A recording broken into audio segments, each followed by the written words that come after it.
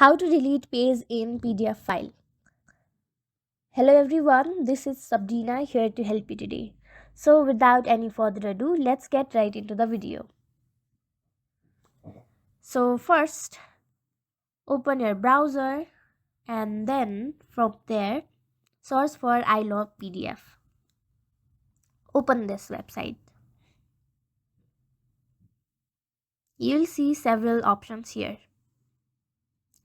Then you will see this organized PDF option as well.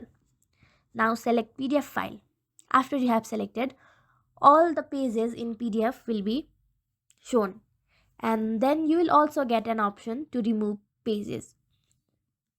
Simply tap on the page you want to remove and then select remove pages and done. The process is very simple.